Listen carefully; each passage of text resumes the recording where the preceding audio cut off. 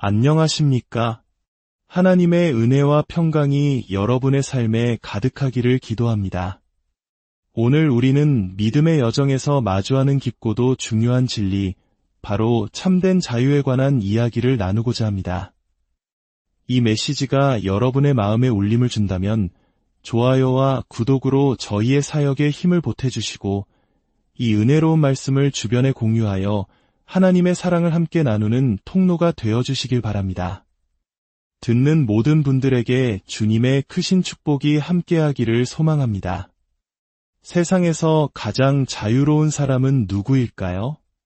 아마 많은 이들은 권력이나 부를 가진 사람, 혹은 그 어떤 것에도 얽매이지 않고 자기 마음대로 사는 사람을 떠올릴 것입니다. 하지만 성경이 말하는 진정한 자유는 세상의 생각과는 정반대의 길을 가리킵니다. 세상에서 가장 자유로운 사람들은 역설적이게도 가장 희생적인 사람들입니다. 자신의 삶을 내려놓고 다른 이들을 위해 기꺼이 자신을 내어주는 사랑의 사람들입니다. 그들은 세상 사람들이 안락함과 편안함을 얻기 위해 스스로 올가매는 그 모든 속박으로부터 자유롭습니다. 진정으로 자유로운 사람은 사랑하는 사람이기 때문입니다. 오늘 우리는 이 놀라운 기독교의 자유와 사랑의 비전을 넘어서 7장 1절에서 6절 말씀을 통해 깊이 탐구해 보고자 합니다. 먼저 우리 함께 기도하는 마음으로 이 시간의 문을 열겠습니다. 아버지 하나님, 우리가 육신에 있었을 때 다시 말해 성령님도 없이 하나님의 은혜도 없이 믿음도 없이 그저 평범한 인간으로 살아갔을 때를 돌아봅니다. 그때 우리의 죄악된 정욕은 하나님의 거룩한 율법을 도리어 죄의 도구로 전락시켰고 율법의 거룩한 요구를 무너뜨리는 수단으로 삼았습니다. 그리하여 우리는 스스로가 얼마나 극심한 죄인인지를 드러낼 뿐이었습니다. 아버지, 오늘 이 아침 우리가 죄의 무게를 깊이 깨닫게 하여 주시옵소서. 이 세상에는 인간의 언어로 다 표현할 수 없는 거대한 실체, 바로 죄가 존재함을 알게 하소서. 죄는 이 우주에 있는 모든 고통의 근원이며 하나님의 무한한 진노를 불러일으키는 원인입니다. 죄는 지옥이 창조된 이유이며 수많은 가정과 관계를 파괴하는 주범입니다. 주님, 우리 삶 속에 깊이 뿌리 박힌 이 질병의 심각성을 알게 하시고 우리의 상태를 가볍게 여기지 않도록 도와주시옵소서. 우리 자신의 반역과 불순종에 대해 마땅히 느껴야 할 진지함과 무게감을 느끼게 하소서.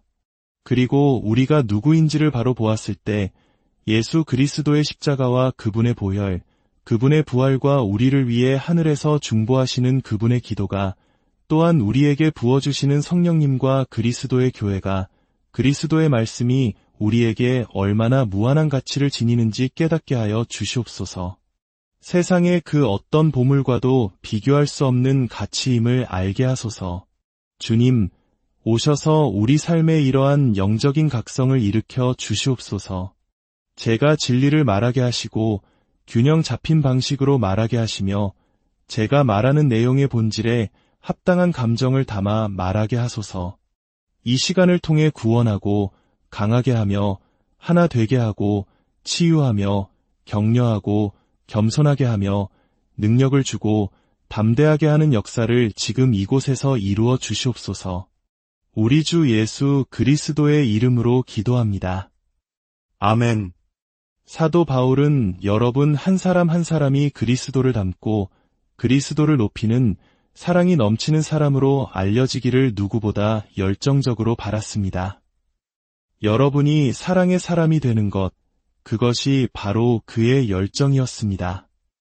원수를 사랑하고 친구를 사랑하며 그리스도인과 비그리스도인을 모두 사랑하는 것, 다른 인종의 사람들을 사랑하고 아직 복음을 듣지 못한 세상의 모든 민족을 사랑하며 직장에서 함께하기 어려운 사람들까지도 사랑하는 것.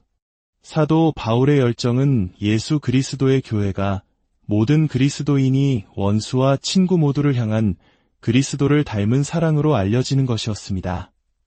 그런데 바로 그 이유 때문에 그는 또 다른 것에 대해 똑같이 열정적이었습니다. 그것은 바로 여러분이 율법에 대하여 죽는 것입니다. 아마 이 두 가지가 어떻게 연결되는지 즉시 이해하기 어려우실 겁니다. 첫 번째, 즉 사랑의 사람이 되라는 말에는 대부분 고개를 끄덕일 것입니다. 네, 좋은 생각입니다. 저와 다른 사람들이 그렇게 된다면 정말 좋겠습니다. 친절하고 인내심 많고 자비로운 사람이 되는 것, 그것이 좋은 일이라는 데에는 이견이 없을 것입니다. 하지만 사랑을 위해서 우리가 율법에 대하여 죽어야 한다는 말은 도대체 무슨 의미일까요? 이것은 마치 한국 사회에서 법대로 하자는 말이 때로는 따뜻한 정이 사라진 차가운 관계로 이어지는 것을 떠올리게 합니다. 법과 규칙이 중요하지만 때로는 그것이 진정한 관계와 사랑의 걸림돌이 되는 역설처럼 말입니다. 내 이웃을 내 자신과 같이 사랑하라는 율법의 핵심을 이루는 이 계명을 지키기 위해 오히려 그 율법에 대해 죽어야 한다니 이 얼마나 혼란스러운 말입니까? 우리는 오늘 이 심오한 역설을 함께 풀어가야 합니다. 먼저, 왜 제가 사도 바울의 삶의 열정이 교회가 사랑으로 알려지는 것이라고 그토록 확신하며 말할 수 있을까요? 그 근거는 로마서 7장 4절의 마지막 부분에 있습니다. 그 구절은 우리의 삶과 구원의 목표가 이것이라고 말합니다. 하나님을 위하여 열매를 맺게 하려 함이니 하나님을 위한 열매. 이것이 바로 우리 삶의 목표입니다. 그렇다면 그 열매는 무엇일까요? 아마 주일학교에 다니는 어린아이에게 물어봐도 대답할 수 있을 것입니다. 갈라디아서 5장에 나오는 성령의 열매 말입니다. 사랑과 희락과 화평과 오래 참음과 자비와 양선과 충성과 온유와 절제, 그 첫 번째이자 가장 중요한 열매가 바로 사랑입니다. 바울이 로마서 7장에서 말하는 열매가 바로 이 사랑이라는 것을 어떻게 더 확신할 수 있을까요? 그 답은 6절에 있습니다. 4절에서 하나님을 위하여 열매를 맺게 하려라고 말했던 바울은 6절에서 거의 동일한 구조로 이렇게 말합니다. 우리가 영의 새로운 것으로 섬기게 하려 함이라. 자, 이제 조각들이 맞춰집니다. 4절의 열매와 6절의 영이라는 단어가 연결되면서 우리는 자연스럽게 갈라디아서 5장 22절에 성령의 열매는 사랑이라는 말씀을 떠올리게 됩니다. 하나님을 위한 열매를 맺는 삶은 곧 성령 안에서 새로운 방식으로 섬기는 삶이며 그 삶의 핵심적인 결과물이 바로 사랑이라는 것입니다. 이것을 더 명확하게 이해하기 위해 잠시 갈라디아서 5장으로 가보겠습니다. 바울은 그곳에서 율법으로부터의 자유가 어떻게 사랑과 직접적으로 연결되는지를 명시적으로 설명합니다. 갈라디아서 5장 1절에서 바울은 선포합니다. 그리스도께서 우리를 자유롭게 하려고 자유를 주셨으니, 여기서 말하는 자유는 율법의 행위로 위롭게 되려는 시도로부터의 자유입니다. 그리고 13절에서 이 자유가 무엇을 위한 것인지 밝힙니다. 형제들아, 너희가 자유를 위하여 부르심을 입었으나 그러나 그 자유로 육체의 기회를 삼지 말고 오직 사랑으로 서로 종 노릇하라. 놀랍지 않습니까? 율법으로부터의 자유는 방종을 위한 것이 아니었습니다. 그것은 사랑으로 서로 섬기기 위한 자유였습니다. 로마서 7장의 하나님을 위한 열매, 영으로 섬기는 것, 그리고 갈라디아서 5장의 율법으로부터의 자유, 사랑으로 섬기는 것. 이 모든 개념이 하나로 합쳐지는 순간입니다. 당신은 자유롭습니까? 그렇다면 당신이 육신의 욕망에 얽매이지 않고 자유롭다는 것을 보여주십시오. 어떻게 말입니까? 바로 사랑으로 섬기는 삶을 통해서입니다. 세상에서 가장 자유로운 사람들은 자신의 편안함과 안락함을 위해 사는 사람들이 아니라 기꺼이 자신을 희생하며 다른 사람을 사랑하는 사람들입니다. 자, 이제 두 번째 질문으로 넘어가겠습니다. 그렇다면 이 사랑이라는 목표를 이루기 위해 우리가 반드시 율법에 대하여 죽어야만 하는 것일까요? 그 대답은 로마서 7장 4절과 6절의 구조 자체에 담겨 있습니다. 두 구절 모두에서 율법에 대해 죽는 것이 사랑을 위한 수단이자 전제 조건으로 제시됩니다. 4절을 보십시오. 그러므로 내 형제들아 너희도 그리스도의 몸으로 말미암아 율법에 대하여 죽임을 당하였으니 이는 우리로 하나님을 위하여 열매를 맺게 하려 함이라. 율법에 대해 죽어야 비로소 사랑의 열매를 맺을 수 있다는 것입니다. 6절도 마찬가지입니다. 이제는 우리가 얽매였던 것에 대하여 죽었으므로 율법에서 벗어났으니 이러므로 우리가 영의 새로운 것으로 섬길 것이요. 율법에 대해 죽어야 비로소 성령 안에서 새로운 방식으로 섬길 수 있다는 것입니다. 사랑의 사람이 되고 싶다면 우리는 반드시 율법에 대해 죽는다는 이 문제를 정면으로 마주해야 합니다. 율법에 대해 죽은 사람들만이 진정으로 사랑할 수 있습니다. 이것이 바로 바울이 그토록 이 주제에 열정적이었던 이유입니다. 이제 마지막, 가장 중요한 질문입니다. 도대체 율법에 대해 죽어야만 사랑할 수 있는 것입니까? 그 원리가 무엇입니까? 그 해답의 실마리가 5절에 나옵니다. 우리가 육신에 있을 때에는 율법으로 말미암는 죄의 정욕이 우리 지체 중에 역사하여 우리로 사망을 위하여 열매를 맺게 하였더니 핵심 단어는 육신입니다. 육신에 있다는 것은 무엇을 의미할까요? 이것은 성령님 없이, 은혜 없이 타락하고 구속받지 못한 인간의 본성 그 자체를 의미합니다.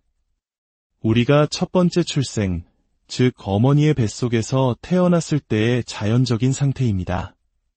문제는 선하고 거룩하며 의로운 하나님의 율법이 육신과 만났을 때 어떤 일이 벌어지는가 하는 것입니다. 놀랍게도 율법은 육신 안에서 선을 이루는 도구가 되지 못합니다. 오히려 5절의 말씀처럼 죄의 정욕을 일깨우는 역할을 하게 됩니다. 율법이 이것을 하지 말라고 말하면 우리의 반역적인 본성은 오히려 그것을 더 하고 싶어하는 충동을 느낍니다. 죄는 이 거룩한 율법을 교묘하게 이용하여 오히려 자신의 힘을 확장하고 결국 사망을 위한 열매를 맺게 만듭니다. 율법은 육신의 손에 들어가자 자기 자신의 요구를 무너뜨리는 도구가 되어버리는 비극이 발생하는 것입니다. 바로 이것이 우리가 율법에 대해 죽어야 하는 이유입니다. 율법을 지키려는 노력에 기반을 둔 삶의 방식으로는 결코 진정한 사랑에 이를 수 없습니다. 그 방식은 결국 우리 안의 죄성만 자극하여 실패와 좌절, 그리고 죽음의 열매만을 낳을 뿐입니다. 그래서 바울은 말합니다. 여러분의 삶 전체를 완전히 다른 기반 위에 세워야 한다고 말입니다. 문자에 기록된 율법의 기반이 아니라 성령의 기반 위에 그리스도와의 연합이라는 기반 위에 말입니다. 결혼 생활을 이끌어가는 방식, 자녀를 양육하는 방식, 직장에서 사람들과 관계 맺는 방식, 학생으로서 공부하고 선생으로서 가르치는 방식, 이 모든 삶의 접근 방식을 율법이 아닌 완전히 새로운 차원에서 시작해야 합니다. 율법에 대하여 죽지 않는다면 우리는 끊임없이 율법을 그 본래의 목적을 무너뜨리는 도구로 사용하게 될 것이기 때문입니다. 사랑하는 성도 여러분, 이것이 바로 복음의 놀라운 자유입니다. 우리는 더 이상 율법의 조문 아래서 정죄의 두려움에 떨며 스스로의 힘으로 사랑을 쥐어짜내려 애쓸 필요가 없습니다. 우리는 그리스도와 함께 율법에 대하여 죽었고 이제 부활하신 그리스도와 연합하여 성령님 안에서 새로운 생명으로 살아갑니다. 이 새로운 생명 안에서 사랑은 더 이상 지켜야 할 무거운 짐이 아니라 성령님께서 우리 안에서 자연스럽게 맺어가시는 아름다운 열매가 됩니다. 우리를 율법에서 자유하게 하시고 성령을 통해 사랑하게 하시는 우리 주 예수 그리스도의 은혜가 이 말씀을 듣는 모든 분들의 삶 위에 충만히 임하시기를